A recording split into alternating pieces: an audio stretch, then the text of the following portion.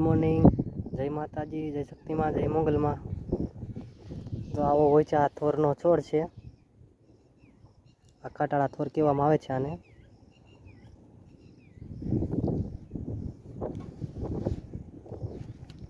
તો આમાં ઠીંડલા પણ આવે છે.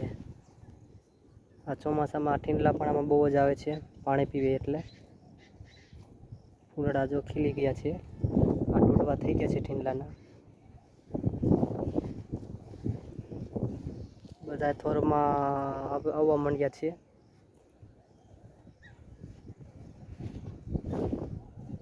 ને આપણે આને કહીએ છીએ એ થુમરી.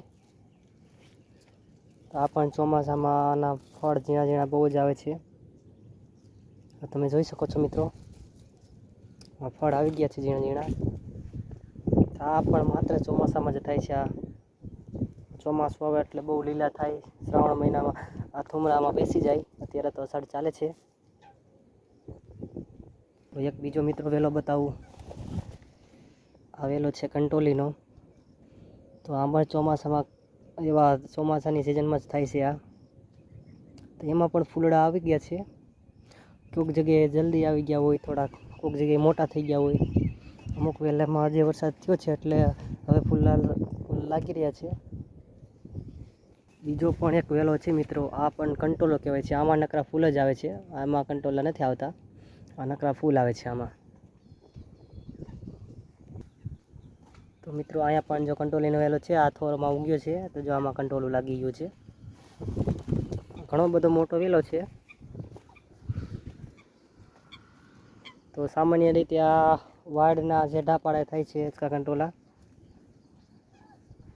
ઝાઝા ભાગે આપણે આની ખેતી પણ કરી શકીએ છીએ, ખેતરમાં વાવી પણ શકીએ છીએ. પણ આ ઝાઝા ભાગે વાડોમાં ને છેડે થાય. અને આની ગાંઠ હોય છે, એ ગાંઠમાં ચોમાસામાં ફૂટી જાય છે. એક આ છોડ છે, આને વનતુલસી કહેવાય. તો આ પણ ચોમાસામાં ખૂબ જ એવી થાય છે. ચોમાસાની ઋતુમાં આ પણ ચોમાસામાં થાય છે. તો એના પીળા લાલ ને એવા ફૂલ આવે છે. તો જો અહીંયા ફૂલડું આવવા માંડ્યું છે. 3-4 પ્રકારના ફૂલ હોય છે. સફેદ હોય છે, પીળા હોય છે, ગુલાબી કલર પણ હોય છે. તો આ જો અમારા વરસાદના કારણે આ તળાવ ભરાઈ ગયા છે. 3-4 તારીખે વરસાદ હતો, તો તળાવ આખા ભરાઈ ગયા છે. હું અત્યારે ઢોર ચારવા આવ્યો છું. આજે પાછો મારો વારો આવી ગયો છે ઢોર ચારવાનો. તો બતકો પણ જો પાણીમાં કેવી તરે છે, ઝૂમ કરીને દેખાડું તમને.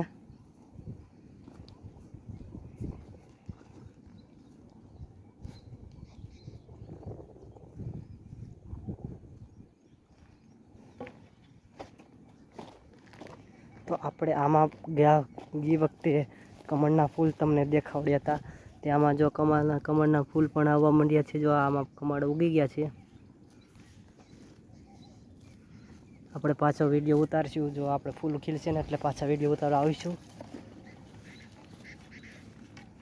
એકદમ પાંદડા ઘણા બધા આવી ગયા છે કમળના. હવે ઝીણા છે અત્યારે.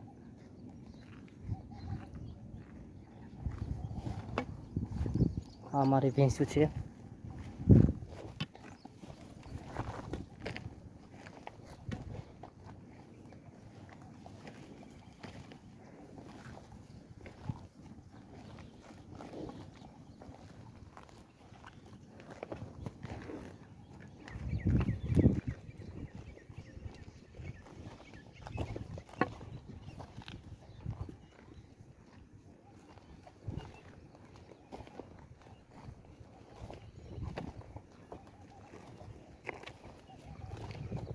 આ બાજુ કારખાના છે.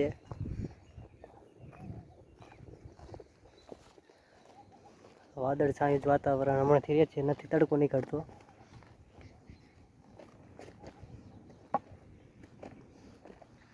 આખું તળાવ ભરી દીધું છે વરસાદે. પાણી.